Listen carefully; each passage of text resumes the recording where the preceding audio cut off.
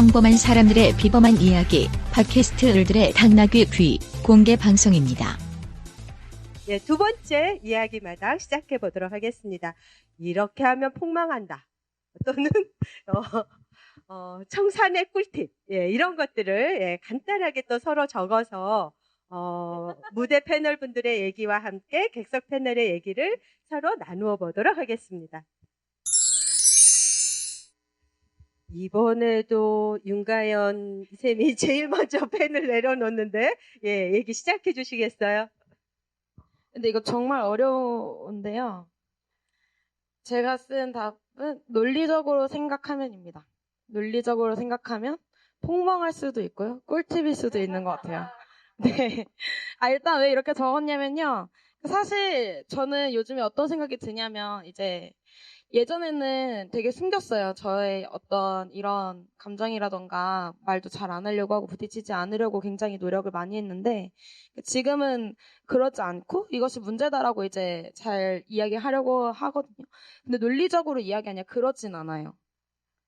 그래서 폭망 아니면 꿀팁이라고 이야기하는 건데 예를 들어서 내 감정을 이야기할 때 그것을 왜 논리적으로 이야기하거나 설명을 해야 하는지 잘 모르겠다는 거죠. 잘 이야기해봐, 논리적으로 이야기해봐 라는 것에 너무 논리적으로 내가 뭔가 이 사람한테 설명하거나 내 생각들을 전달을 하려고 하기 때문에 망하는 게 아닐까? 뭐 그런 생각도 들거든요. 그래서 되게 이런 이야기 하잖아요. 왜 페미니스트들한테 그거 잘 설명해봐 나한테. 잘 설명 좀 해줘. 막 설명충 같이 해달라고 하는데 내가 왜? 너도 좀 생각을 해볼래? 너도 생각을 해볼 수 있잖아. 너도 그런 생각을 해볼 순 없니? 지금 내가 기분이 나쁘다고 하는 것에 왜 기분이 나쁜지 먼저 이해하려고 노력했냐고 이렇게 해야 하는데 막 너가 지금 이렇게 내 손에 몸에 닿았어? 근데 나는 원하지 않았어. 막 이렇게 설명충을 굳이 내가 내 술잔의 순을 따르지 않는다고 했어? 근데 네가 내 술잔의 순을 따랐어? 이게 기분 나쁘다고 어떻게 논리적으로 설명해요? 기분이 나쁘다고 그냥 나는 그게 싫다고 잘못했다고 생각한다고 그런 것에서 이제 논리적으로 생각하면 폭망일 수도 있고요. 뭐 잘 해결될 수도 있는 꿀팁 아닌가 이런 생각이 듭니다. 네. 제 생각에는 폭망한 경우 너무 논리적으로 설명했을 때 폭망한 경우 이거 이거 얘기 이상한데? 네. 논리적으로 설명했을 때 사실 이거는 안 하는 걸로 할까요? 별로 도움이 되지가 않네요. 아무튼 좀 폭망한 경우가 더 많은데요. 근데 이제 이럴 수는 있었던 것 같아요. 그러니까 완벽하게 이거를 해소하거나 소화시키진 못해도 그 사람이 이것도 되게 나쁜 건데 이 분위기 자체를 너무 무겁게 하지 않되 뭔가 이런 것을 눈치 보면서 우리가 이야기하잖아요. 예를 들어서 이 자리를 내가 야, 너 그렇게 하면 성추행이야, 성희롱이야 라고 이야기했을 때 그런 식으로 이렇게 말을 하면은 되게 무거워지죠. 자리 갑자기 막 그 단어가 엄청 무겁게 느껴지잖아요. 그 앉은 사람들이. 근데 이제 약간 그거 툴을 정말 이런 식으로 약간 내가 왜 기분이 나쁜지 어떻게 설명하냐. 그건 정말 나쁜 거고 너가 잘못한 거고 그러니까 빨리 사과해 줬으면 좋겠어 라고 이제 뭔가 빨리 정리를 하려고 하거나 뭔가 가볍게 이야기하려고 할 때 사실 이 방법을 쓰는 건데요.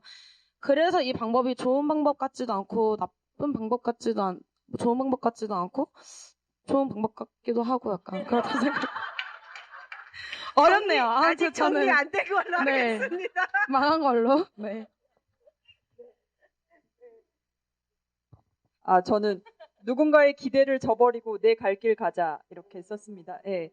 저는 이제 아까 얘기에 이어서 하자면은 뭐 예를 들어서 친구가 나 석 달 후에 결혼해. 그럼 넌 아직 기회가 있어.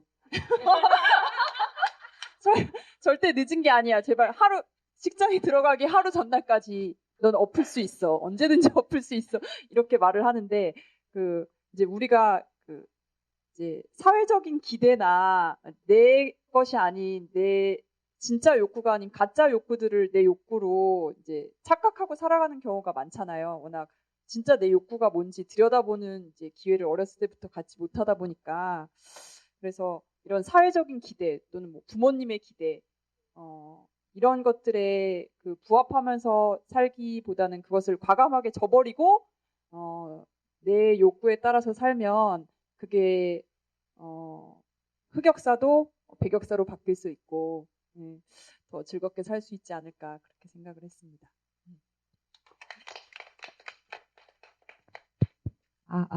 이거 나오고 있는 거죠? 네.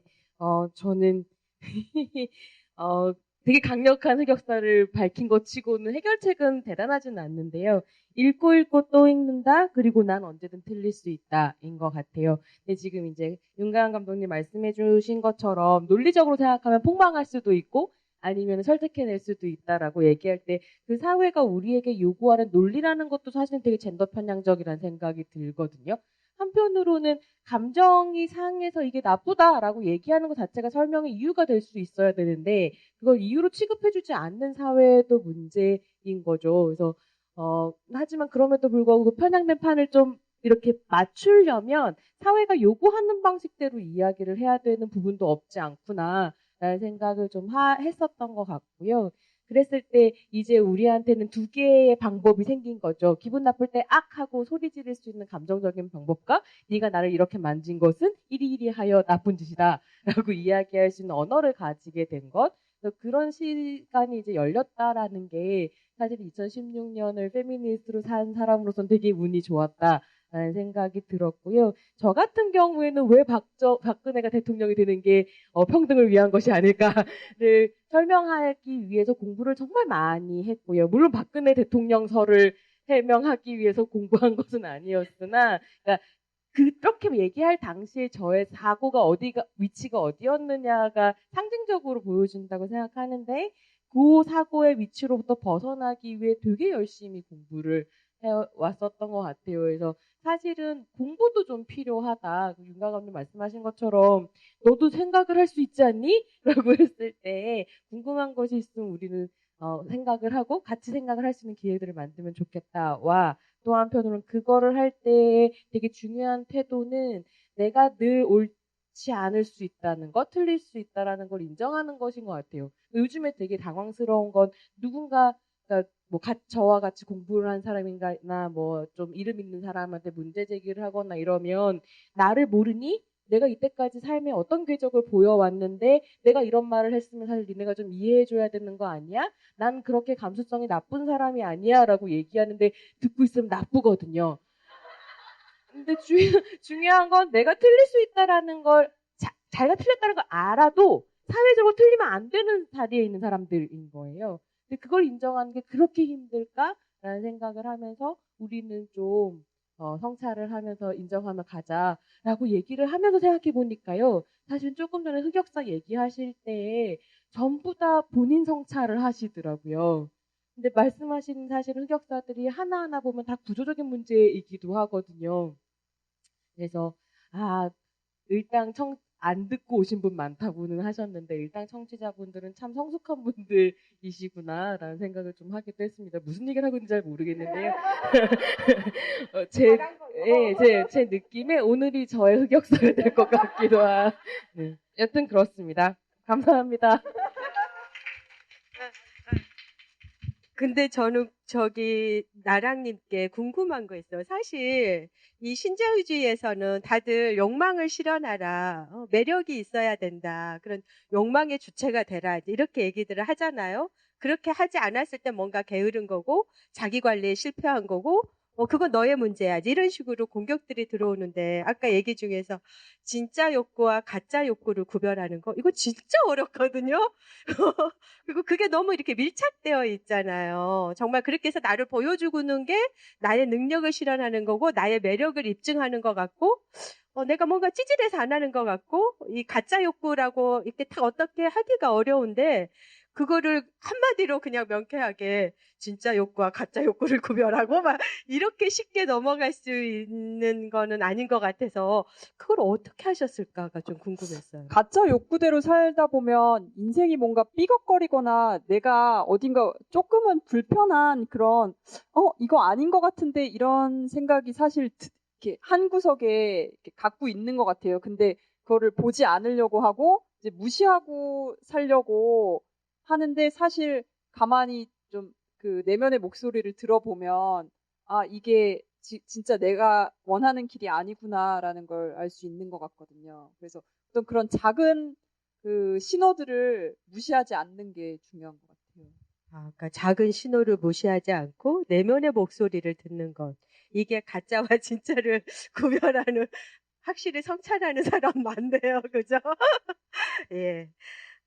그리고 저도 좀 이제, 예, 저는 저희 딸하고 사실 지금 실패했어요. 엄마는 알바의 상식을 모르는 사람이 이제 돼가지고, 현재는 아까 뭐 일 끝난 다음에 고소고발하자는데, 걔는 그것도 싫대요. 지금 사장님이 자기한테 너무 잘해준대요. 그래서 그 잘해주는 거를 배신하고 싶지 않대요. 엄마가 나서서 뭘 하는 거 정말 반대래요. 근데 이제 제가 얘기할 때, 넌 뭘 몰라. 그러니까 너는 좀 알아야 돼. 너가 앞으로 어차피 노동자로 살 건데 근로기준법도 알아야 되고 뭐 이런 얘기했더니 막 이러면서 그런 건 엄마나 알으라며 예, 생각을 했더니 그 좀 그 아이에게 조금 더 공감을 하면서 해야 되는데 제가 너무 마음이 이제 급해가지고 네가 그렇게 대응하면 다음 사람도 제대로 자기 권리를 못 찾아. 이게 너만의 문제가 아니야라고 막 공격하듯이 하니까 좀 그런 것 같다라는 생각이 들어서 이렇게 하면 폭망한다로 저는 넌 뭘 몰라 하면서 가르치려 들면은 폭망한다. 예, 이거를 저는 좀 얘기하고 싶었습니다. 예. 저도 아까 했던 얘기를 연유감. 아까 제가 그렇게 얘기를 했잖아요. 정치 민낯이 드러난 그 진짜 정치라고 부르는 게 굉장히 기분 나쁘긴 하지만 실제 그렇게 정치가 진행돼 온 것과 시민들한테 아무런 힘이 되지 않았던 가상의 정치 이 두 가지를 모두 없애고 이제 새로운 정치를 요구하는 시민들의 목소리에 이제 부응하자.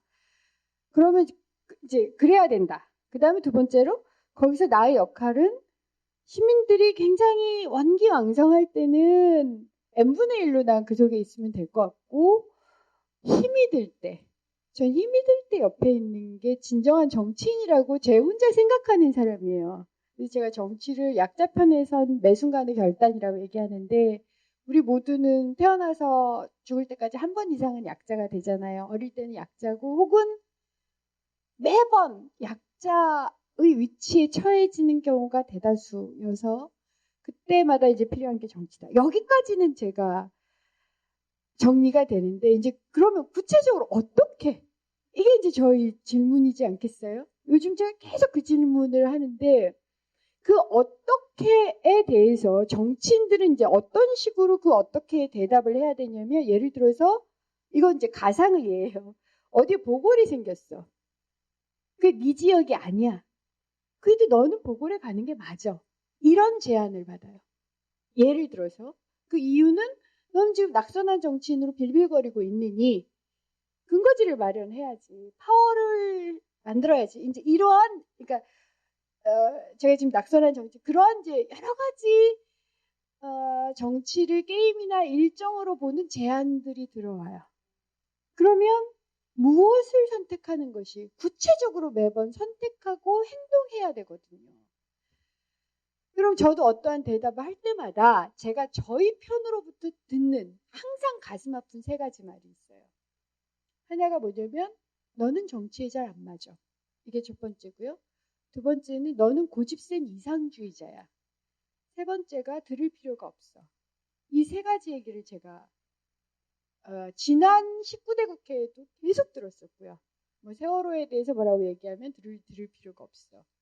메르스나 뭐 이런 것에 대해서 뭐라고 얘기하면 심지어는 왜 박근혜 대통령이 들어올 때 일어서서 예를 표해야 되냐. 좀 참 고집 세다 이런 얘기를 들어요. 최근에도 제가 그런 얘기를 또 들었는데 그 얘기를 들으면서도 그것 때문에 이제 고민을 굉장히 많이 했는데 결국 나는 이렇구나라는 거 저는 그냥 진심이라고 생각해요. 이게 폭망일 수도 있고 꿀팁일 수도 있어요. 근데 저는 제가 그저께 그런 얘기를 했는데 그게 이제 무슨 이러저러한 뭐 얘기를 듣고 네가 이런 선택을 해야지 왜 빌빌거리고 있냐 그러면서 제가 어떤 얘기를 했냐면 정치인 중에 한 명은 그러니까 그게 진심이 옳다 그르다의 문제는 아닌 것 같아요. 제가 틀린 선택을 할 수 있어요. 하지만 그래도 진심 어린 선택을 할 수 있는 정치인들이 한두 명쯤은 있는 것도 나쁘진 않은 것 같아. 내가 폭망할지언정 이런 생각이 드는 거죠. 그런데 왜 제가 그 생각, 결국 내가 이렇게 되는구나라는 생각이 드냐면, 제가 19대 국회의원 내내 난 카산드라 같다라는 생각을 한 적이 있어요. 제가 어느 인터뷰에서 그 얘기를, 카산드라가 누구냐면 트로이의 왕년대 예언을 해요. 거의 맞아. 아무도 그 말을 안 들어. 제가 4년 내내 그런 느낌을 받았거든요. 내 말이 틀리진 않아. 근데 매번 야, 이상주의자다. 고집 세다. 정치인 놈 안 맞아. 그리고 들을 필요 없어. 이 얘기를 반복적으로 들었거든요. 그래서 사실은 전 시민들이 필리버스터를 만들어주기 직전에는 완전 실패한 정치인으로 끝날 거라고 생각했어요. 어느 정도로 그게 심했느냐면 요즘 이제 이렇게 정치면 같은 걸 보면 요즘이 후원금 걷는 때예요. 낙선한 정치인은 후원금을 못 걷는데 초선들이 다 꽉 찼대. 제가 그 기사를 보면서 너무 놀라는 게 제가 3년간 후원금 때문에 후원금이 가장 많이 거쳤을 때 9천만 원, 1억 5천이 9천만 원이었고 보통 제가 5, 6천만 원이 거친 사람이에요. 되게 힘들었어요. 그래서 웬만한 사람들이 다 1억 5천을 넘기면 저한테 안 됐다고 적선을 뭐 하고 제가 그걸 필리버스터 직전까지 겪었거든요. 그러면 제가 어떤 느낌이 드냐면 나 참 무능력하다라는. 그러니까 무능력하고 네가 그렇게 진심이라고 믿는 걸 가지고 해서 무슨 도움이 되니라는 질문 이 나이에요. 내가 참 50대 돼서도 이런 질문을 똑같이 하고 있구나. 30, 40대처럼. 그러고도 결국 제가 그저께 나는 진심으로 선택하는 게 맞다고 봐. 라는 얘기를 내가 또 하는구나. 이런 틀릴지도 모르지만 그러면서도 너 정치한다고 하는구나. 그래서 또 정치 안 맞는다라는 얘기를 제가 이제 또 들었는데 어쨌든 그래도 저는 포기하지 않고 나가는 사람들이 있어야 된다고 생각해요. 그리고 이번 12월 31일이 아마 촛불 집회 10회차일 텐데 포기하지 않고 나가는 시민들이 있잖아요. 여러분들 그러신 분들 있죠. 정말 일상에 돌아가서 이거 망하는 거 아니야? 이런 생각이 들지라도 촛불을 들잖아요. 전 그렇게 같이 하는 마음, 그것이 우리에게 뭐 망하면 함께 망하고 위에도 함께 응하는 게 우리 꿀팁이 아닌가 그렇게 생각해요. 아니 지금 윤가연 선생님도 논리적으로 생각하면 폭망할 수도 있고 꿀팁일 수도 있고 지금 저기 중원수민님도 진심이 꿀팁일 수도 있고 폭망할 수도 있고 이렇게 그거 이제 우리의 그 선택지가 그만큼 위험하다 이런 생각도 드는데 또 이 객석 패널 분들은 어떤 얘기를 해주실지 되게 궁금합니다. 예. 또 우리 연호진경님께서 수고를 좀 저도 해주시겠습니다. 등장했습니다. 여러분 쓰신 거 한번 앞으로 쭉 들어봐 주시겠어요? 네, 정말 많이 쓰셨어요. 많이 쓰셨는데, 네, 다 듣고 싶죠? 다 듣고 싶은데, 네. 일단, 저는 이 얘기가 좀 궁금합니다. 네. 성함이, 안녕하세요. 성은 떼고 지혜라고 하겠습니다. 저는 폭망할 수도 있고 꿀팁일 수도 있는 곳 두 개를 썼는데요. 하나는 자본주의 미소라고요.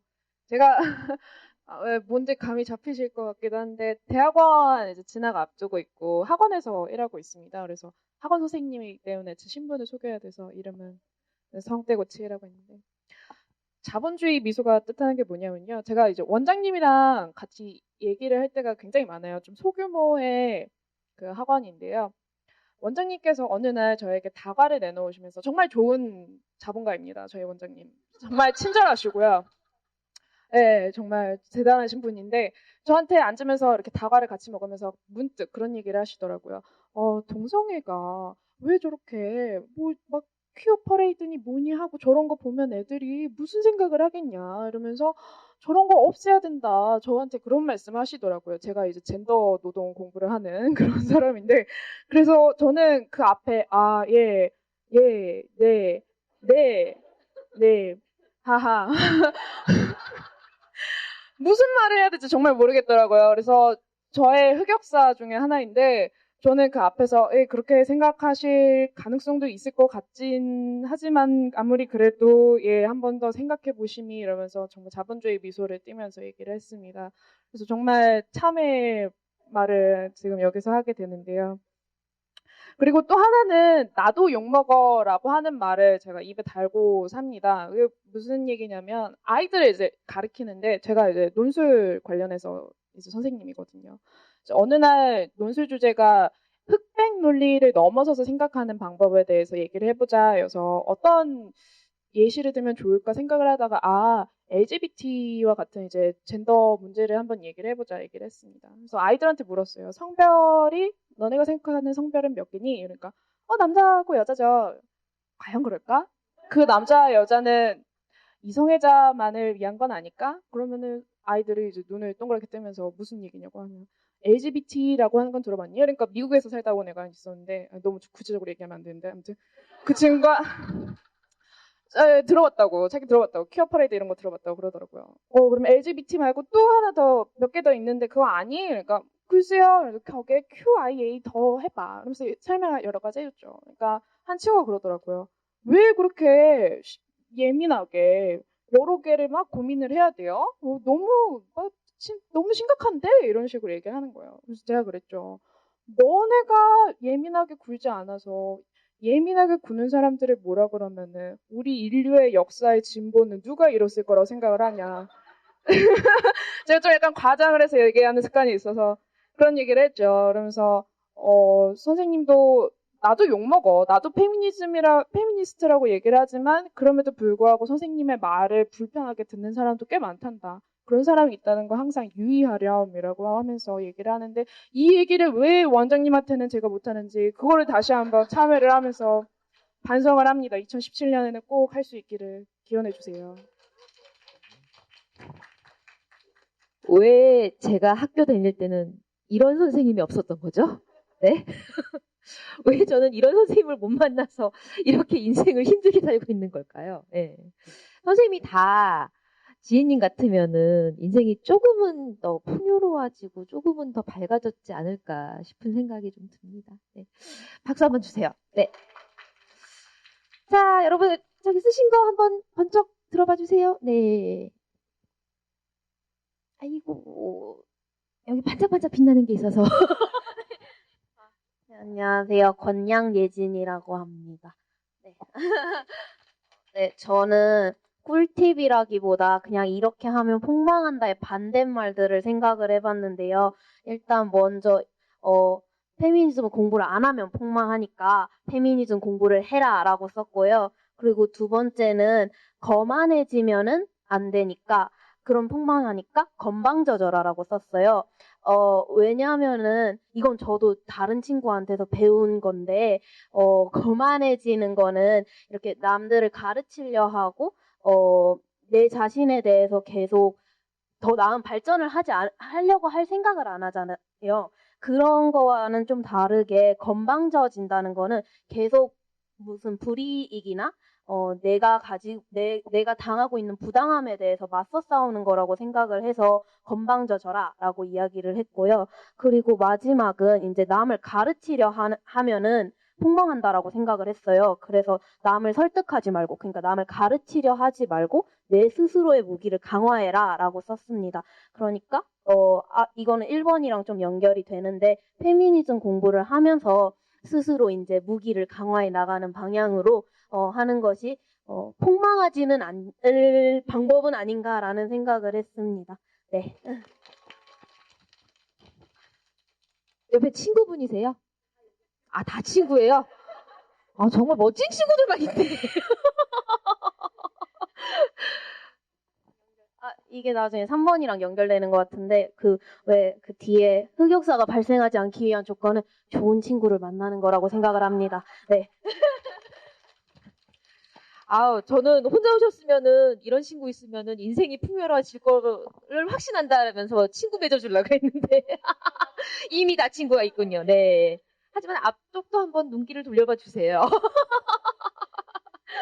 자, 그럼 이거 친구 라인인데 저쪽에 굉장히 애처로운 눈빛으로 저를 바라보고 계신. 네. 안녕하세요. 저 최영진이라고 합니다. 저는, 네, 안녕하세요. 저 당연한 것은 없다라고 썼는데, 제가 지금 감기 걸려가지고 목소리가 좀 이상한데요. 살다 보면은 그냥 어떤 일에 대해서, 이거 그냥 당연한 거 아니야? 라고 생각하게 되는 경우가 되게 많은데, 저는 그게 약간 흑역사 생산의 가장 기본적인 조건이라고 생각하거든요. 근데 제 사례를 조금 말씀드리면, 저는 어렸을 때 이제 저도 그냥 뭐 옷 같은 거 입고 빨래통에 넣어 놓으면 다음날 그게 완벽하게 빨래가 되고 다림질 되어서 제 서랍에 들어와 있는 게 당연한 건 줄 알았어요.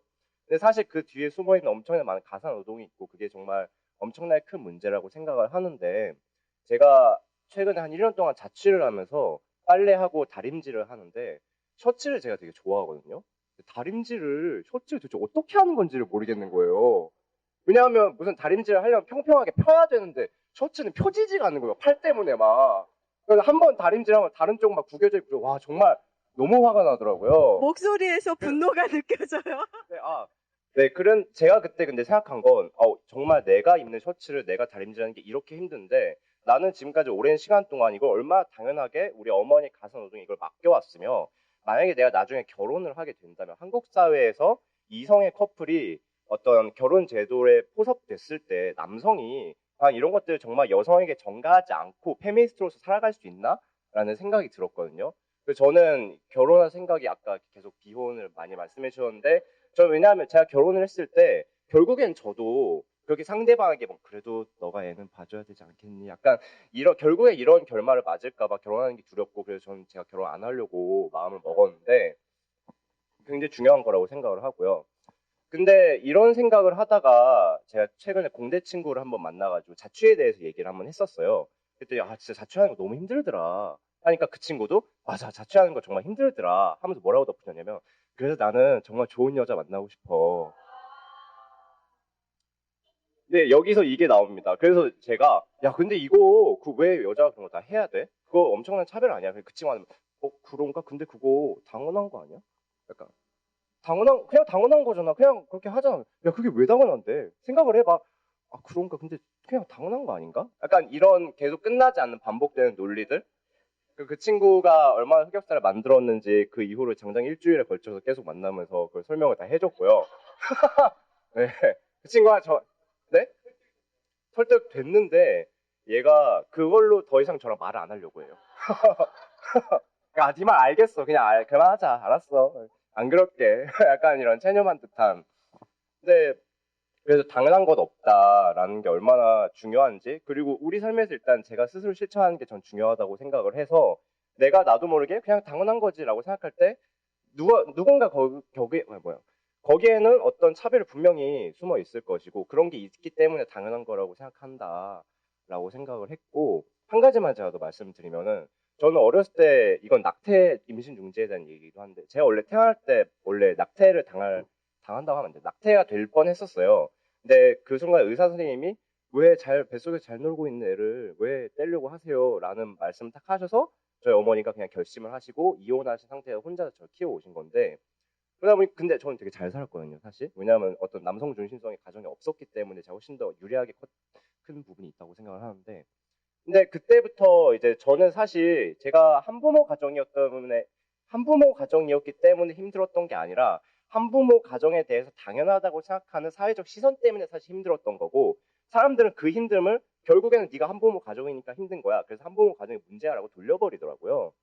그러니까 우리가 당연하다고 생각하는 것들이 사실 굉장히 잘못된 것들이 많고 그렇다면은 사실은 우리가 당연하다고 생각했던 것들이 왜 당연하지 않고 그게 어떤 차별을 불러일으키며 어떻게 해결돼야 하는지를 공부하는 게 저의 목적이라고 생각하고 그래서 굉장히 많은 사람들이 결국엔 페미니즘을 공부해야 되지 않는가라는 생각이 들었습니다. 감사합니다. 저기 손희정 선생님 어떻게 더블 MC나 더블 강의 어떻게 한번 아니 근데 지금 말씀하신 분들이 다 너무 예, 더블 뛰고 싶은 분들이어가지고 그죠. 예, 말씀 아우. 감사합니다. 정말 멋진 말씀 잘 들었습니다. 박수 좀 주세요. 네. 자, 그리고 저기 나 이 말 안 하면 정말 집에 가서 이불킥한다. 네. 이게 황금 라인인 것 같아요, 여기가. 예. 저는 길지는 않고요. 저는 그냥 이렇게 하면 꿀팁? 근데 정말 망할 수 있는, 폭망일 수 있는 방법 중에 하나가 그냥 막 나가기라고 생각해요. 그러니까 저는 되게 성격이 되게 단호하고 하고 싶은 말 있으면 좀 하고 살아야 되는 성격이어서 그런지 말을 좀 이렇게 해야 되거든요. 그래서 부모님이랑 싸울 때도 이제 보통 한 귀로 흘리고, 그러니까 한 귀로 듣고 한 귀로 흘리라고 하는데 저는 다 말해요. 그러니까 그래서 이제 이번 명절 때는 추석 때 집안 다 뒤집어지고 그랬었거든요. 막 엄마랑 아빠랑 막 싸우고 할아버지 막 어떻게 해야 될지 몰라가지고 막 눈치 보시고 막 그러셨어요. 그래서 결국 이상하게 할아버지가 제 편 드시고 엄마랑 아빠가 저랑 되게 많이 싸우시고 그랬는데 아무튼 네네. 무슨 일 때문에?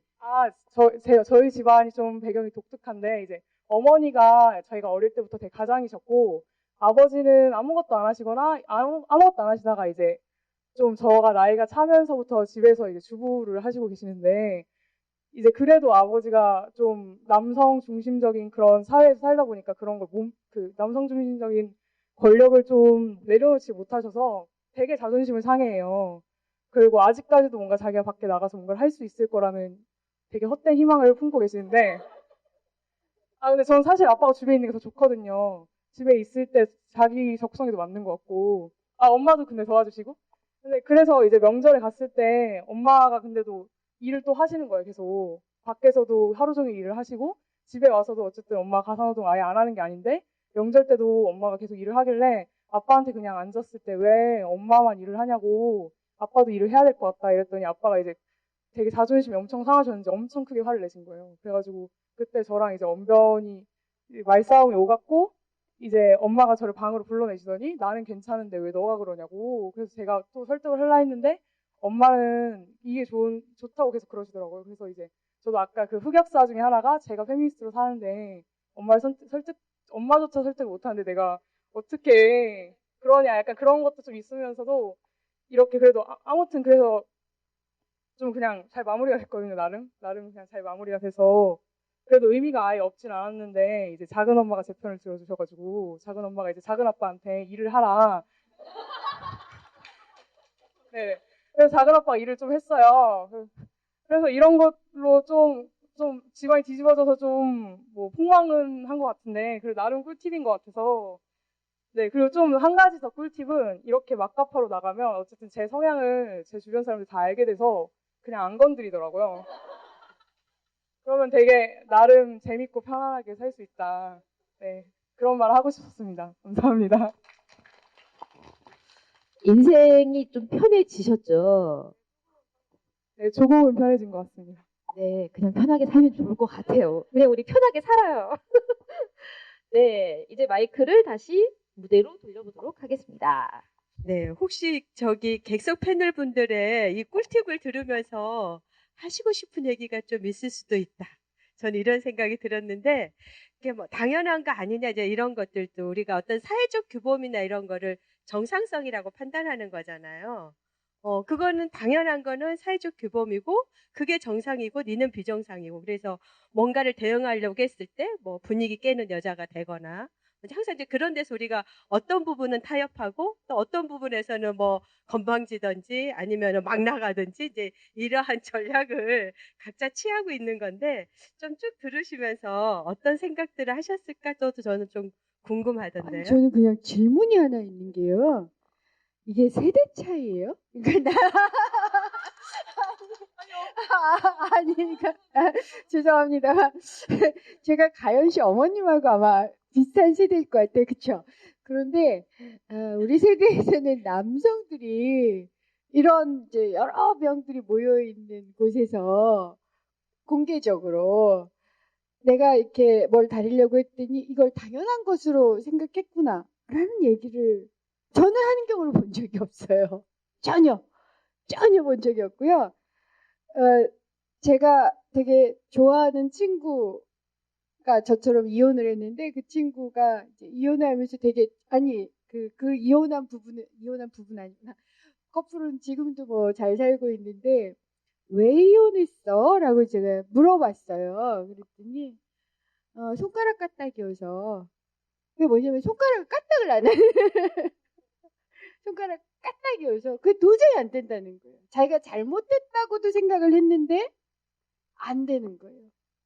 그래서 결국 따로따로 하는 게 좋겠다. 이제 이게 그러니까 저 같은 세대에서 전형적으로 맺게 되는 관계나 상대인데 그럼 요즘 10대, 20대 남성분들은 많이 달라지신 거 아닌가? 그럼 결혼해도 되는 거 아닌가? 이런 생각도 들어요. 아니에요. 아니에요. 아니에요. 너무 적극적으로 아니라고 하신 분이 계셔가지고 예, 한번 말씀 들어볼게요. 왜 아닐까요? 네? 저 뭘 말하면 되죠? 네? 그러니까 그냥 제 친구들만 보러 아닌 것 같아서요. 제가 친구들을 매우 사랑하고 그렇긴 하지만 그리고 저만 봐도요. 제가 남성이면요 안 할 것 같아요. 제가 그래서 그런 건 하는 게 아니다 그런 생각. 책임지지 못할 것은 아예 안 만들어야 된다 그런 생각. 저도 스터디에서 나왔던 얘기거든요. 그러니까 옛날엔 농활 같은 데 가면은 뭐 여성과 남성의 역할이 되게 분리져 있었는데 요즘에 농활을 가도 막 선배들이 농활 가서 남성인 선배들이 막 요리나 이런 거를 하면서 오히려 더 점수를 얻는, 예를 들어서 그 차승원 씨인가요? 그런 것처럼 그 요리를 잘하는 거를 하나의 더 오빠 멋있지라는 기믹으로 사용한다는 그런 얘기가 스터디에서 나온 적이 있어서 그 얘기랑 그런 식으로 네 약간 먼 남과 한 남만이 존재한다고.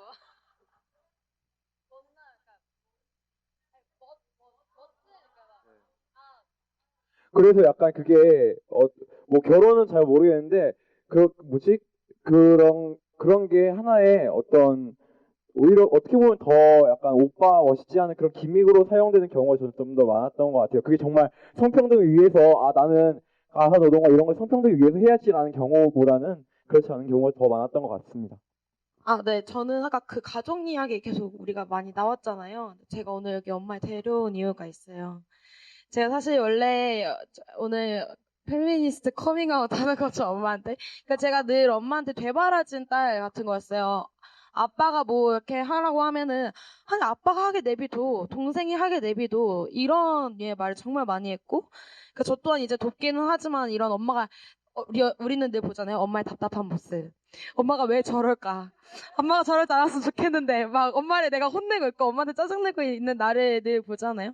그래서 약간 저 사실 이제 다른 사람처럼 엄마가 나 20살 되자마자 대학을 갔던 것도 아니었고 내가 그냥 알아서 살겠다고 알바만 하면서 이렇게 쭉 어떻게 이제 되바라진 딸처럼 이렇게 늘 네 맘대로 알아서 사는 딸. 그래서 약간 반은 포기한 딸처럼 이렇게 늘 살아왔었는데 사실 그래서 엄마한테 약간 보여주고 싶은 게 있었어요. 내가 이렇게 사는 게 왜 이렇게 살고 있는지 같은 걸 이야기해주고 싶었고 또 이해받고 싶기도 하고 엄마한테도 이야기해주고 싶고 그래서 이제 저한테는 굉장히 오늘 큰 날일 것 같은데 다들 이렇게 많이들 이야기해주셔가지고 사실 엄마의 의견이 약간 궁금하긴 하지만 나중에 끝나고 아니 마이크는 가져가지 마세요. 이러면 폭망이야. 근데 이 시점에서 어머니 말씀을 안 들어볼 수가 없을 것 같아요. 엄마의 첫마디는 충격적입니다. 이런 거 아닐까요? 어머니 어떠세요? 여기 와서 이제 반짝반짝한 젊은 친구들 얘기도 많이 듣고 하니까 근데 이제 이게 우리 그 현실적으로 많이 이렇게 연결이 되는 것 같아요. 이게 이제 뭐 페미니즘이라 그래서 따로 뭐 생각할 수 있는 그런 건 아니고 생활에 많이 연결이 되어 있는 것 같고요. 저희 이제 집만 해도 제가 처음에 이렇게 아직도 가부장적인 가정이 많잖아요. 우리 집이 이제 대표적인 그런 건데, 참고로 이제 우리 신랑이 전라도 남자고, 예, 그런 게 좀 있고, 저도 전라도 여자기 때문에 순종하고 모든 거를 가족을 위해서 내가 해야지라고 하는 생각이 지배적으로 되어 있고요. 그렇다고 이제 집에서 밥만 하는 엄마는 아니고요. 평생 일을 하면서 같이 경제 활동도 하고 했는데도 불구하고 집에 들어오면은 집에 퇴근을 하는 게 아니고 집으로 출근하는 엄마.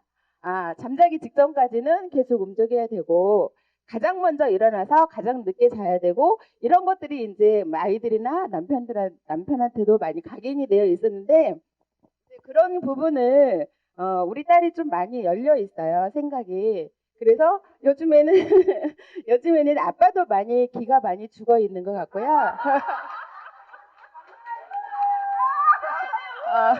그리고 이제 언젠가부터는 빨래하는 게 본인의 전담이 되어 있는 그런 것도 있고 뭐 여러 가지로 좀 힘이 들 때는 제가 딸아이한테 많이 힘을 얻고요. 또 문제가 발생이 됐을 때는 딸아이가 또 평정을 해주는 또 힘을 가지고 있고요. 그래서 여기 또 새삼 제가 이제 페미니즘의 토론인 줄은 모르고 그냥 초대를 오늘 토크쇼가 있으니까 엄마 퇴근하고 오실 수 있으면 오세요 이래서 왔는데 보니까 아주 그냥 치열한 페미니즘의 어떠한 앞으로 좀 더 공부를 하고요. 또 우리 딸이 또 굉장히 좀 강성이잖아요. 또 이제 뭐 노동 쪽으로 저는 중학교, 고등학교 때부터 노동 쪽으로 많이 활동을 해왔어요. 인권 이런 것도 했고 그런 거를 저는 처음에는 왜 저럴까 성향이 이랬었는데 지금은 당당하게 얘기를 하고 있고 또 우리 딸아이가 그 영화를 개봉하기 전까지는 저 아이 머릿속에 뭐가 들어있을까? 쟤는 누구의 성향을 닮았을까? 나는 안 그랬는데 쟤는 다른 엄마를 닮는다는데 왜 저러지? 이해가 안 됐고요. 무서워. 뭐 이렇게 생각을 했었거든요. 근데 이제 이번에 그 영화 개봉해서 보면서 내가 몰랐던 우리 아이의 성향 이런 거를 인정을 하게 됐고요. 지금 열렬하게 응원하고 지지를 합니다. 네. 감사합니다. 어머니 솔직히 자랑스러우시죠? 많이 자랑스럽고요. 조금 더 이제 깊이 있게 많은 사람들이 공감할 수 있는 영화를 다시 한 번 더 만들어서 그래서 이게 이제 표현이라고 하는 거가 어떻게 보면은 표현을 너무나 표현을 안 하고 사는 게 우리들의 일상이잖아요. 그런 것들을 누군가 조금 더 목소리를 크게 해서 표현을 함과 동시에 이렇게 공감하는 사람들이 많이 생겨서 조금 더 지금 정말 그 흑역 청산을 해야 되는 시점이 아닌가 싶은 생각이 듭니다. 감사합니다. 네, 제가 볼 때는 어머님께 배운 것이 분명합니다. 네, 그렇습니다. 어때요, 윤가연님? 어머님 얘기 듣고 나니? 아니, 솔직히 제가 노동운동한 건 엄마가 재능노조의 운동을 되게 열심히 하셨던 노동자이셨기 때문이에요. 엄마 투쟁, 단결투쟁 부르고 막 민가 부르고 이런 거 봤거든요, 제가. 이게 괜히 갑자기 얘가 갑자기 땅에서 솟구친 게 아닙니다. 네, 엄마의 탓도 있다고 얘기하는 겁니다. 예, 감사합니다. 네, 저도 엄마지만 그 피는 내 피가 아니요. 이러고 싶지만 대부분은 내 피인 거. 네, 어머니 자랑스럽습니다. 그 재능노조 그 종로 옥상에서 정말 오랫동안 투쟁해서 승리하셔서 복직하셨잖아요. 예, 어머님을 위해서도 큰 박수 부탁드립니다. 네. 예, 이제 저희가 마지막으로 이야기 세 번째 마당으로 시작을 하도록 하겠습니다. 2017년 흑역사는 스탑하고 백역사가 시작할 수 있는 그 조건이 무엇일지를 같이 생각하고 또 이야기를 나눠보도록 하겠습니다. 손희정 선께서 먼저 펜을 내려놓으셨나요? 예, 얘기 먼저 시작해 주시죠. 네, 저는 이렇게 적었습니다. 물 들어왔을 때 노져야 된다. 노젓기. 네, 더욱더 시끄럽게 하고 짜증나게 만들어야지. 막 이런 생각이 좀 들었고요. 이거를 적으면서 한 생각은 뭐냐면 제가 어저께 대구에 이제 특강을 다녀왔는데요. 대구에서 초등학교 선생님을 하고 계시는 분이랑 이야기를 좀 나눴는데, 우리가 요즘이 되게 엄혹한 시기이고 볼 때마다 잘 지내셨어요? 라고 물어보기가 되게 애매한 시간을 지나고 있잖아요. 근데 그럼에도 불구하고 이 시기가 그 선생님 말씀으로는 되게 놀라운 열림을 가능하게 해주는 시기라는 거예요. 그래서 무슨 얘기를 하셨냐면 대구 지역에 또 계시니까 학생들한테 강의를 그러니까 수업을 할 때 절대로 못 다뤘던 문제 중에 하나가 정치, 그리고 또 하나가 성 문제였다는 거예요. 근데 박근혜 게이트가 터지고 여성 혐오가 달라붙었잖아요. 그러니까 갑자기 한순간 이 얘기를 다 할 수 있게 됐다는 거죠. 그래서 예컨대 수업 시간에 학생이 선생님 최순실이 뭔데 뭐가 문제인 거예요? 라고 이제 질문을 해서 거기에 대해서 설명을 하다 보니 정치 문제, 박정희 신화 문제, 거기에 여성 혐오 문제까지 다 이야기를 할 수 있고 이게 이제 선생님이 오버해 뭐 아니면 너무 진지해 이런 얘기를 듣지 않고 자연스럽게 논의할 수 있게 되었다라고 얘기를 하시면서요. 또 더 흥미로웠던 건 이제 그런 식으로 서로 학생과 선생님 사이의 벽이 하나가 무너지고 나니까 그 다음에는 뭐 깔창 생리대나 이런 문제를 가지고 월경 문제로 얘기를 할 수 있게 되고 그래서 이제 수업 시간에 그런 일이 있었다는 거예요. 한 학생, 남학생이 여학생한테 월경을 한다고 놀린 거죠. 근데 이전에는 이 선생님도 그런 얘기를 하신 적이 없었는데 왜 놀렸니? 지금 선생님도 월경 중인데 라고 이야기를 하실 수 있었다는 거예요. 근데 이건 사실은 벽이 하나가 낮아지고 난 다음에 그 문턱을 넘고 나면 얘기할 수 있는 게 넓어지고 그러고 나니까 생리대 지원이나 이런 것들이 학교 차원에서 내려오는데 예전에는 교무실에서 주면서 선생님들한테 조용히 이제 그 교무실에서도 여학생들한테만 이러면서 이제 브로셔 같은 걸 주셨었는데 그걸 바깥 들어가서 학생들한테 다 이렇게 오픈해 놓고 이제 지원 받을 수 있다. 그럼 이제 손 들고 직접 남학생이 듣고 있지만 상관없이 여학생들이 질문하고 이런 게 가능해졌다는 얘기를 하시더라고요. 그 얘기 듣는 순간 물이 들어왔을 때 노를 잡는 건 나쁜 것만 있는 건 아니고 물 들어오는 건 당연히 좋은 거군요. 안 좋은 전국이 펼쳐졌을 때에도 얼마든지 우리가 기회로 삼을 수 있겠다. 그럼 물이 이제 쌍방향으로 들어오고 있으니 열심히 젓자. 이런 얘기였습니다. 네. 함께 저어요. 네, 문턱을 넘는다. 굉장히 또, 그 경계를 넘어서는 우리 사회의 새로운 실천, 새로운 소통과 공감, 뭐 이런 생각이 또 듭니다. 예. 어느 분께서 또 나눠주실까요? 네, 저는 중요한 건 애티튜드. 여자들이여 셀프 디펜스를 배우자 이렇게 썼는데 이제 셀프 디펜스라고 여성주의 자기 방어라는 게 있습니다. 예, 혹시 들어보셨는지 모르겠는데요. 제가 이제 취재를 하다 보면 되게 좋은 분들 잘 알려지지 않았는데 정말 이 사회에 필요한 일을 하고 계시는 분들을 만나는 게 보람 중에 하나인데 이제 올해 만났던 분 중에 한 분이 최하란 선생님이라고 저기 합정동에 있는 이제 뭐 스쿨 같은 데서 본인이 직접 운영하시면서 그 여성들을 위한 셀프 디펜스 강좌를 이제 하고 계세요. 이제 여성 단체 뭐 민우회나 한국 성폭력 상담소에서도 그 여성주의 자기방어 훈련을 하기도 하는데 거기는 주로 단기 강좌거든요. 근데 이 선생님은 이제 거의 매일 그 프로그램을 하고 계신데 우리가 이제 그 이불킥을 하게 되는 수많은 경우 중에 그런 게 많잖아요. 오늘 지나가다가 어떤 아저씨가 노상방뇨를 하고 있었는데 진짜 말 한마디 못 해주고 어디 엉덩이라도 진짜 한번 걷어차고 올 걸. 왜 그냥 왔을까? 뭐 그런 거나 뭐 아니면 누군가 이제 밤 늦은 골목길에서 누군가 남자가 뒤에 쫓아왔을 때 막 괜히 발걸음을 빨리 하거나 막 심장이 쿵쾅쿵쾅 뛰고 쪼그라드는 나 자신을 발견할 때 내가 왜 이렇게 살아야 되나 막 이런 생각이 들기도 하잖아요. 근데 우리가 요 입으로는 사실 누구한테도 뒤지지 않고 똑똑한 걸로 따지면 참 둘째가라면 서러운 페미니스트들이지만 사실 이제 워낙 자극적인 보도들도 많고 물리적인 힘으로는 남자한테 약하다는 생각 때문에 위축되는 순간들이 많은 것 같아요. 실제로 제가 아는 어떤 이제 20대 초반의 어떤 분은 강남역 여성 혐오 살인 사건 이후에 이제 굉장히 열심히 시위에 나가시고 이러면서 이분이 언론에도 많이 노출되고 일베에도 이제 막 신상이 털리고 이러면서 공황장애가 오셨더라고요. 예.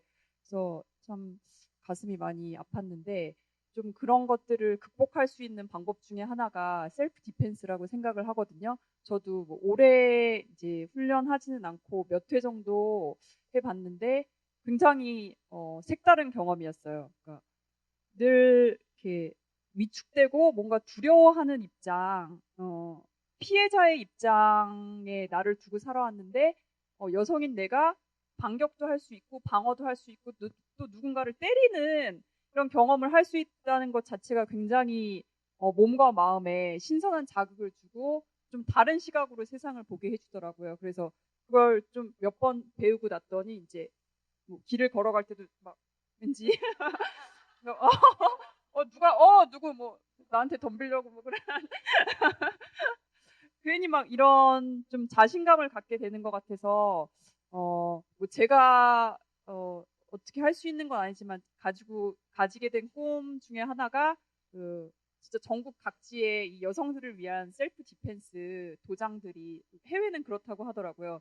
도장들이 생기고 학교 체육 시간이나 이런 때 진짜 이런 게 필수 과목 중에 하나로 들어간다면 정말 이 세상이 지금과는 많이 달라져 있지 않을까 그런 생각이 들었어요. 그래서 관심 있으신 분들은 한번 검색을 하셔서 일다에도 지금 칼럼을 연재하고 계시거든요. 최아란 선생님이 한번 찾아보셔서 배우셨으면 좋겠습니다.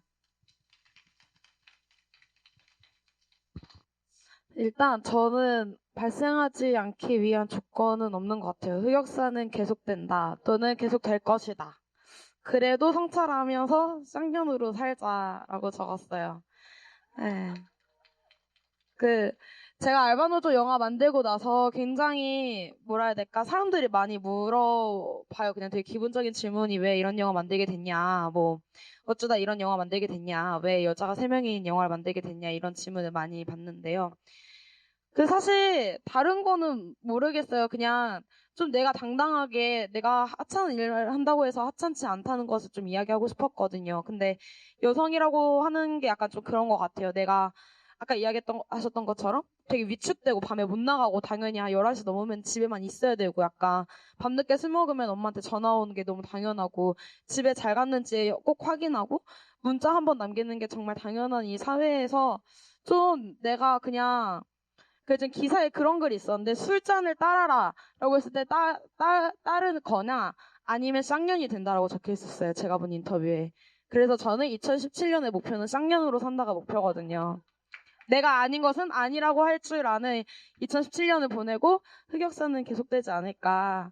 네, 물론 고민은 계속 할 것 같습니다. 지금 따를까? 그냥 쌍년 될까? 약간 그냥 따르고 조용히 넘어가면 되는데 막 약간 이렇게 고민은 하겠지만 네, 그렇게 사는 게 맞지 않나라는 생각이 듭니다. 네, 그렇게 살려고. 네.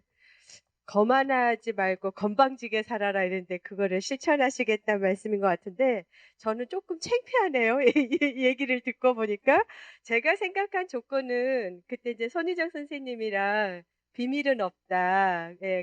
하면서 생각하자가 있었잖아요. 근데 이제 아까 쭉 얘기하면서도 내가 뭐 틀릴 수도 있다. 너도 생각이란 걸 할 수 있지 않겠니? 뭐 이렇게 이제 얘기하는 거가 생각이라는 게 어떤 인간으로서 가질 수 있는 고유한 특권 이제 이런 건 것 같아요. 그래서 흑역사가 발생하지 않는 조건에서 내가 어떻게 할까를 그 순간에 어떤 위축되는 이런 게 아니라 생각하고 또 생각해서 조금씩 해나가면은 흑역사를 막고 좀 백역사가 시작될 수 있지 않을까 이런 생각하는데 이 옆에서 쌍년으로 살자 이러고 나니까 왜 이렇게 제가 쓴 거가 초라해 보이는지 네 그렇습니다. 저는 우리 모두의 다양한 참여라고 썼는데요. 이제 첫 번째, 두 번째, 세 번째 일관되게 저더러 지금 정치를 하면서 꼭 정치인으로서 시민의 대표자 혹은 국민의 대표자로서 꼭 지켜드리고 싶은 것이 두 가지가 다양하고 참여예요. 제가 이제 다양성에 대해서 왜 그렇게 많이 집착 집착까지는 집착을 하게 되냐면 여러분도 그런 경우가 늘 있을 텐데 저는 제가 옳다고 생각하는 사람이에요. 저는 제가 옳다고 생각해요. 그리고 항상 그 말이 터지기 시작하면 말도 항상 많아요.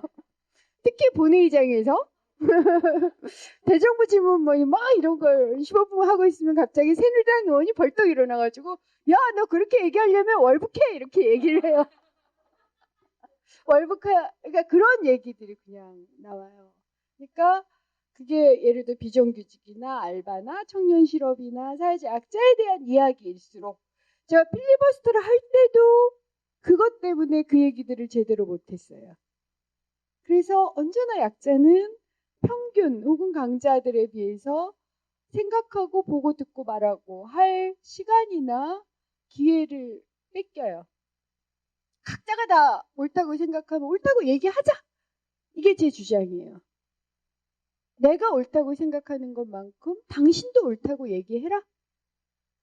저는 그게 시작이라고 생각해서 여러분의 그러니까 그런 면에서 특히 약자의 다양성, 약자의 목소리 그리고 그렇게 다양한 목소리를 낼 뿐만 아니라 실제로 참여하는 건 더 힘들어요. 아까 재능노조 얘기를 하셨는데 예를 들어 우리나라 지금 노조 조직률이 10%예요. 일하시는 분들. 근데 정규직이 한 16% 정규직만이면 비정규직의 노조 조직률이 2%에서 3%? 여성 비정규직은 0. 몇 프로인가? 아예 없어요. 세상에 존재하지 않아요. 때문에 보고 듣고 말하고를 할 수가 없어요. 인간으로 살 수가 없어요. 투표권조차 없어요. 그러니까 보통 중산층은 투표를 15분 짧으면 길면 1시간이면 해요. 일용직을 하시는 분들은 저한테 뭐라고 얘기하냐면 내가 너를 찍으려면 내 하루 일당을 날려. 그게 사실이에요. 왜냐면 일용직 모집이 아침 5시, 5시 반, 6시, 6시 반에 4번에 걸쳐서 있다고요. 그리고 그 일이 매번 있지도 않아. 일당이 58,000원에서 8만 원이야. 내가 널 어떻게 찍으러 가니? 이렇게 얘기를 하세요.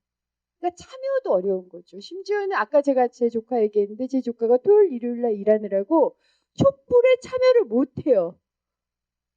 그러니까 그러니까 한 번이라도 참여하고 싶다는 얘기를 하는데 결국 못해요. 대체 인력도 없고 해서.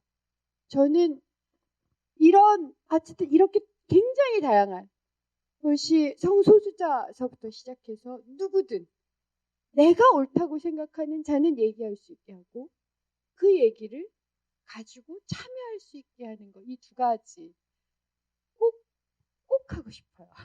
꼭 그런 방식으로 응원을 하고 싶고 만약 여러분들이 그렇게 되면 여러분들이 오늘 여기 오셨던 것처럼 말씀하셨던 것처럼 자유롭게 하게 되면 우리나라 흑역사는 사라지기 시작하죠. 존재하기 되게 힘들어진다고 생각해요. 그래서 꼭 그렇게 하도록 노력하겠습니다.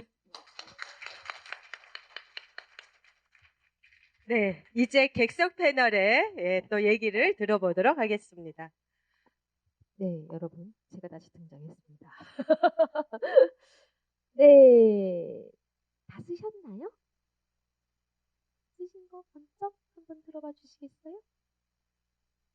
네, 성함이 네.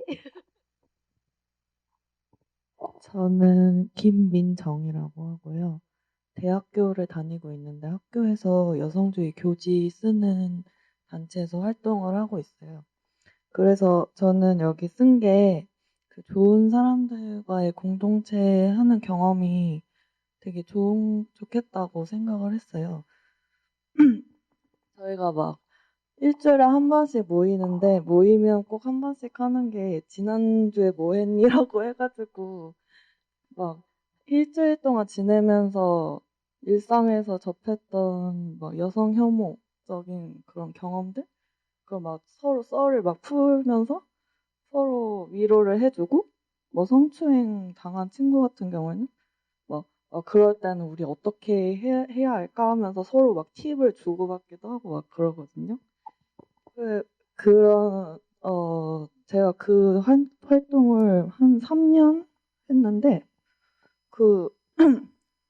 근데 이제 좀 있으면 좀 취업도 하고 하면은 좀 벗어나는 때가 다가오잖아요. 근데 이런 경험을 했던 게 제 일상에서 많은 힘이 됐고, 그래서 뭔가 사회에 나가서도 그 뭐랄까 사회에서도 정말 힘들지만 이렇게 힘이 될 수 있는 그 일상에서 이런 공동체라던가 그런 게 있으면 좋겠다 싶어서 이런 경험을 통해서 내가 힘을 얻었으니까 사회에 나가서도 뭔가 여성들 간의 연대할 수 있는 방법 그런 걸 좀 생각하고 가서도 뭐 막 많은 사람들은 못하더라도 내가 누군가에게 힘이 되고 그 사람도 나에게 힘이 될 수 있는 떨려가지고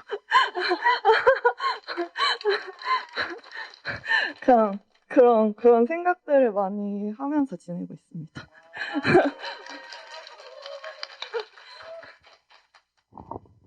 근데 어딜 가든 그런 사람들 꼭 있어요. 꼭 좋은 사람한테는 좋은 사람이 보이더라고요.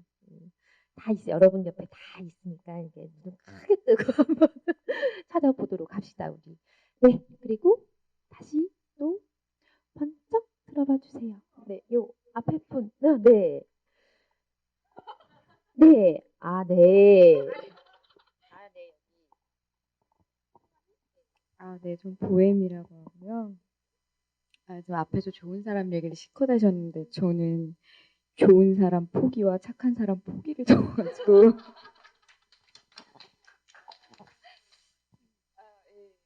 그 이전에도 그렇고 이게 좀 어려운 것 같아요. 그러니까 그 뭐 사회에서 요구하는 것뿐만 아니라 그 인간관계에서 그러니까 그 어떤 문제적인 구조가 한 사람으로 나에게 현현해서 올 때 내가 이 구조와 싸우는 건데 내가 모진 말은 이 사람한테 해야 되잖아요.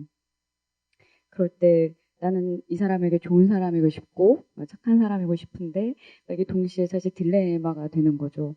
그러니까 그럴 때 대체로 저도 그냥 착한 사람이고 좋은 사람이고 싶어서 하지 못하고 그냥 넘어가는 일들이 많은데 그게 결국에 이제 이렇게 쌓이니까 흑역사가 되더라고요. 그때 그랬어야 되는데 말이야. 그렇게 침대에서 막 뒷발차기 하고 막 그런 일이 종종 일어나서 제가 사실 흑역사가 발생하지 않기 위한 조건은 아닌 것 같아요. 흑역사는 발생하지 않을 수가 없고 살아보니까 그 흑역사는 더 큰 흑역사로 이렇게 덮어가면서 그냥 살아야 되더라고요. 네, 그거 어쩔 수 없는 것 같아요. 그러니까 다만 내가 이렇게 돌아봤을 때 뒷발차기 2번 할 걸 그냥 1번 정도로 줄일 수 있게 그냥 내가 어느 순간에는 그냥 눈 질끈 감고 좋은 사람, 착한 사람 그걸 좀 포기하고 그러니까 어쨌든 내 일상에서 요만큼의 손해를 보지도 않고 뭔가를 얻을 수는 없는 것 같아요. 그게 사람이라면 물론 마음은 아프겠지만 그래도 얘기할 건 좀 얘기하고 살아야 되지 않나 그런 생각이 듭니다. 아, 저는 수포자인 줄 알았어요. 뭐 나한테만 좋은 사람이면 되죠, 뭐 그죠? 인생 뭐. 아, 근데 굉장히 파워가 세네요. 흑역사는 흑역사로 덮어야 된다. 아, 오늘의 명언으로 정말 올려놓고 싶습니다. 어쩐지 흑역사를 안 쓰시더라고요. 네, 흑역사는 어차피 되풀이 된다는 윤가영 감독님 말씀도 있었고, 네, 그렇습니다. 자, 우리 또 어디로 가볼까요? 아, 이쪽으로 한번 가볼까요? 이쪽으로? 아, 뭘 쓰셨다는 소문을 제가 들었습니다. 네.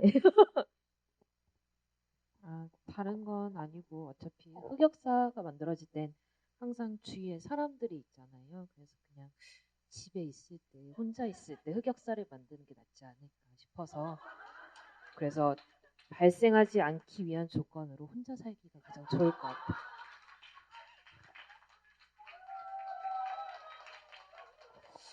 저기, 네. 네, 존중합니다. 네. 뭐라고 해야 돼요?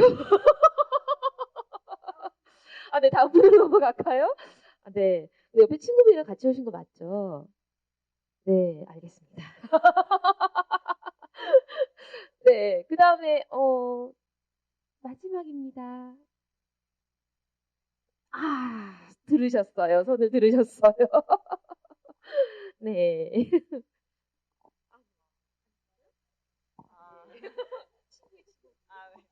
저는 황금 친구라인의 친구고요.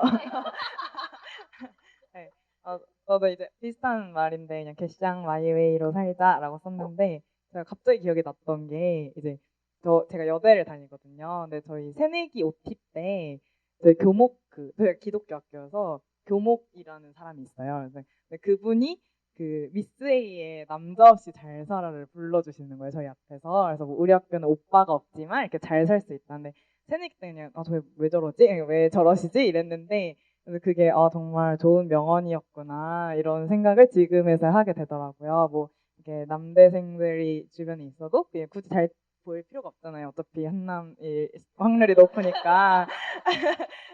그래서 이제 그런 여러 가지 나를 바라보는 시선들에서 벗어나서 살다 보면 흑역사를 생성하지 않을 수 있지 않을까라는 생각을 했습니다. 여러분들 말이 대체로 하나로 이제 일맥상통해지는 것 같아요, 그죠? 예. 저 같이 친구하고 싶어요. 저도 친구하면 좋을 것 같아요. 아, 네, 지금 유가연 감독님께서 황금 친구 라인에 합류를 좋은 친구 원하셨습니다. 만들겠습니다. 네. 건방진 친구들. 네. 네. 황금 라인 어떻게 받아들여 주실 건가요? 네. 얘기 끝나셨나요? 네네네. 예, 저희가 오늘 흑역사 청산의 밤이라고 했는데 결론은 흑역사를 두려워하지 말자. 뭐 이런 거를 저희가 지금 얘기하고 있는 것 같아요. 흑역사가 문제인 거가 아니라 우리가 어떤 상황에서도 페미니스트로서 당당하고 자신 있게 이렇게 살아가는 거 그게 중요한 거지. 이것이 흑역사로 남을 건가 어쩔 건가 이렇게 주저주저하거나 이런 게 중요하지 않다. 예, 이러한 얘기가 오늘의 또 저는 이런 결론이 날 거라고 생각하지 못했는데 예, 흑역사를 흑역사로 덮어가는 예, 그런 것 같습니다. 저희가 마무리할 시간이 됐는데요. 오늘 쭉 이렇게 얘기 나누면서 그래도 한 번도 마이크를 안 주신 분들의 어떤 소감 같은 것도 좀 듣고 싶거든요. 예, 그냥 간단하게 하시고 싶은 얘기들 혹시 있지 않으실까요? 저희가 소수 정예라 지금. 네. 저는 어색함도 잘 괜찮습니다. 이거는 편집 포인트였던 걸로. 자, 그러면 박수 치고 다시 시작할게요. 네, 그러면 저기 무대 패널님들은 맞춰도 될까요? 네, 한마디씩 하고 끝내는 건가요? 쭉 들어보니까 저는 말하지 않았으면 아무도 몰랐을 이야기를 괜히 꺼내가지고 새로운 흑역사를 재각인시켰구나 이런 생각이 좀 들고요. 말로 뱉으면 자꾸 이것들이 이루어져가지고 이게 제가 15년 전에 한 말 때문에 지금 이 사단이 난 건가 뭐 이런 생각이 들기도 하지만 네, 이런 흑역사를 덮는 다른 흑역사는 이제 안 쓰려고요. 네, 어쨌거나 연말에 이렇게 와가지고 흑역사 얘기를 나누면서 새로운 또 길을 볼 수 있을 것 같아서 황금 친구 라인 분들께서 해주신 이야기들 중에 좋은 친구를 사귀자. 2017년에는 함께 노져올 좋은 친구들 더 많이 사귈 수 있는 한 해가 될 수 있을 것 같다는 생각이 들었습니다. 와주셔서 감사합니다. 네, 객석 패널분들 말씀 들으니까 진짜 내년에도 페미니즘이 흥하겠구나. 나는 또 바빠지겠구나. 그런 생각을 했고, 예.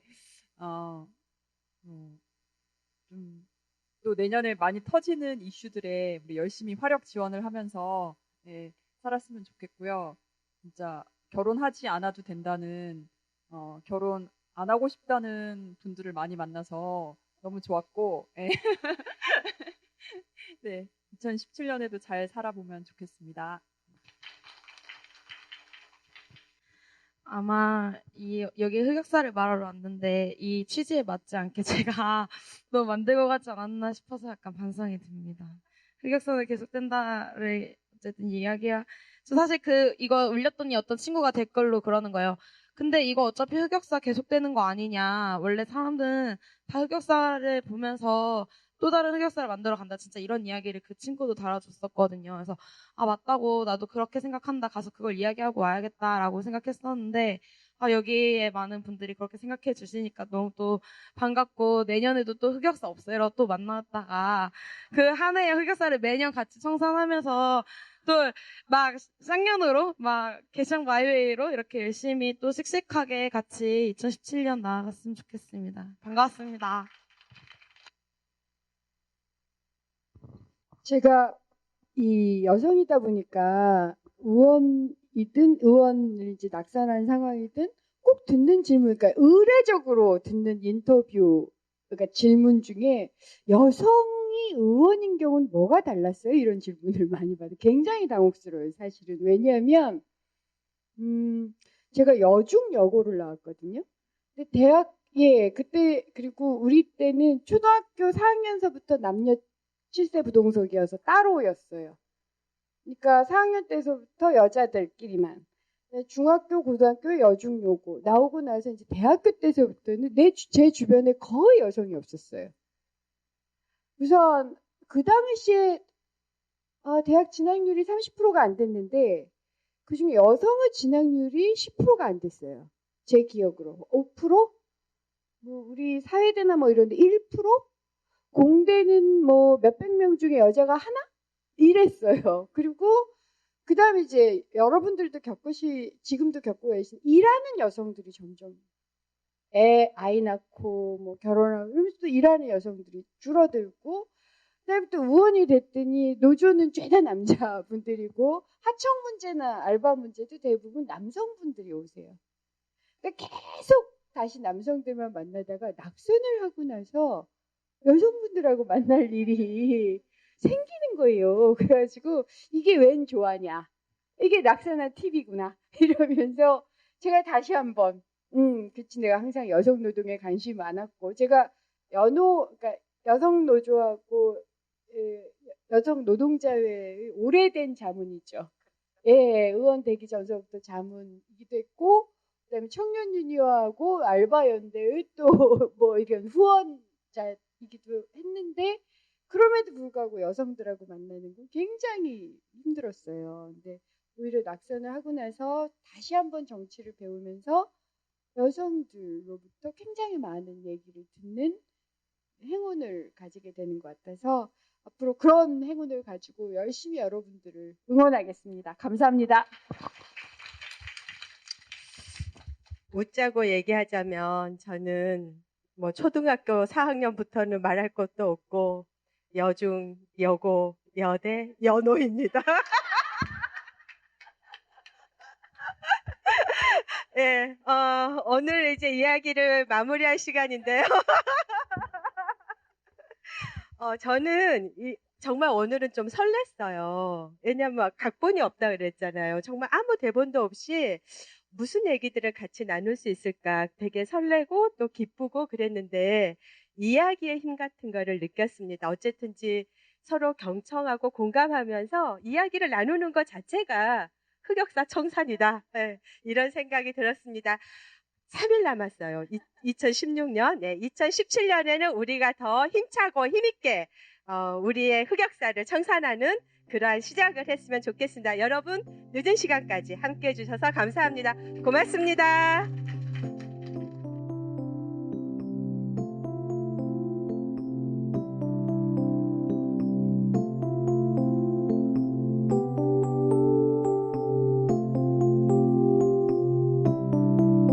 을들의 당나귀 귀 시즌2는 2016 아름다운 재단 변화의 시나리오 지원 사업으로 한국여성노동자회에서 제작합니다.